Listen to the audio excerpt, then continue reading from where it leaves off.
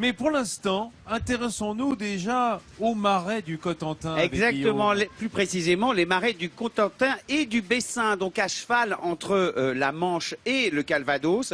Je vous propose de partir à la rencontre de Dominique. Alors Dominique, il est comme nous, hein, il a un micro, sauf que lui, il ne l'utilise pas comme nous sur un plateau, mais sur un bateau. Et vous allez voir, ce Dominique, c'est un sacré conteur. Situé en plein cœur des marais du Cotentin, le petit hameau de Longrac est un lieu idéal pour profiter de la douceur de vivre. C'est un endroit très plaisant pour la pêche. En plus, super facile d'accès. Donc avec les enfants, c'est génial. Il y a du brochet, il y a du gardon, il y a des brèmes. Je crois que n'importe qui vient là, il va apprécier d'être ici, quoi. Et justement, un groupe de vacanciers s'apprête à rejoindre un enfant du pays pour apprécier une petite croisière sur les marais. Mesdames, Messieurs, bonjour. Je m'appelle Dominique et je suis le capitaine du Barbet d'Aurélie 2, le bateau sur lequel on est cet après-midi.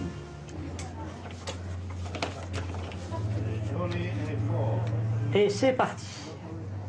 Est-ce qu'on passe dessous? Ah. Ben moi je serai à votre place, je baisserai la tête. Voyez-moi.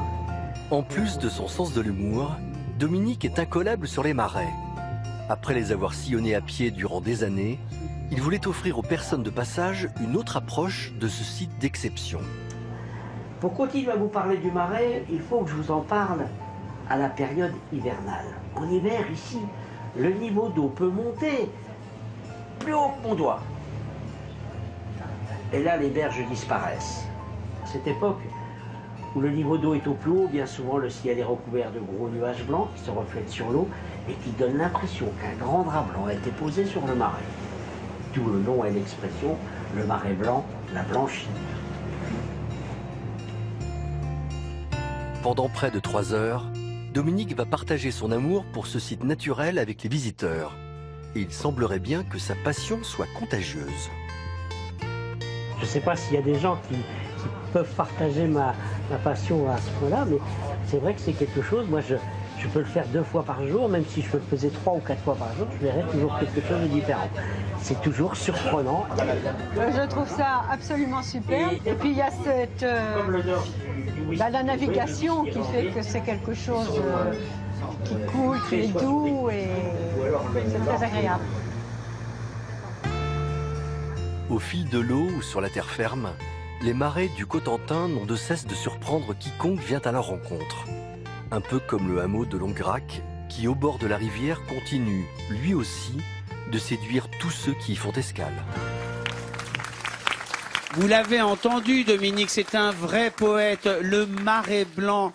Ce grand drap de nuages qui se reflète sur l'eau, hein, c'est extraordinaire, un littéraire. Alors c'est pas étonnant d'ailleurs, je sais pas si vous avez vu le bateau sur lequel il transporte les gens, et je sais Didier que vous avez pris ce bateau, s'appelle le Barbet d'Aurevilly. Évidemment tout le monde le sait ici, Barbet d'Aurevilly c'est un écrivain du 19e siècle, ami de Maupassant, ami de Baudelaire qui est né et est enterré dans le Cotentin, plus précisément à Saint-Sauveur-le-Vicomte, où il a son musée que je vous invite à visiter.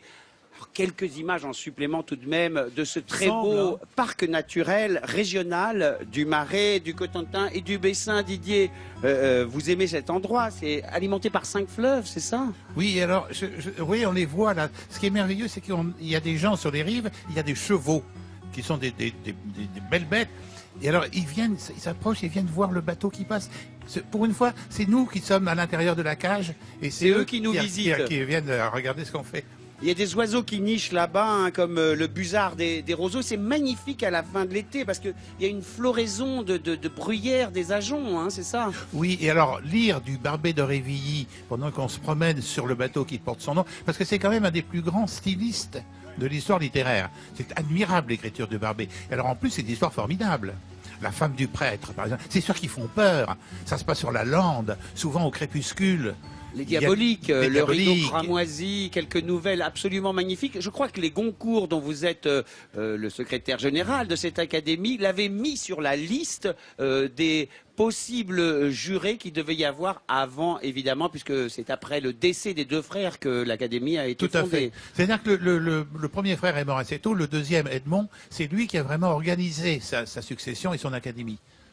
Il avait mis le nom de Barbé d'Aurevilly, puis ça ne s'est pas fait pour une raison que je ne connais pas. En tout cas, tu milites pour la relecture Ah, des œuvres de Barbé complètement, d'Aurevilly. c'est un bonheur. C'est un bonheur parce que il y a Stephen King en Amérique aujourd'hui, et nous autrefois on avait Barbé d'Aurevilly. Ce sont des livres qui font peur agréablement. C'est le délicieux frisson de l'angoisse. C'est l'émotion. C'est le Edgar Oui. Poe français, quoi, un petit peu. Oui, en moins En obscur. Hein. Oui, oui. en moins glauque mais c'est des très très belles histoires.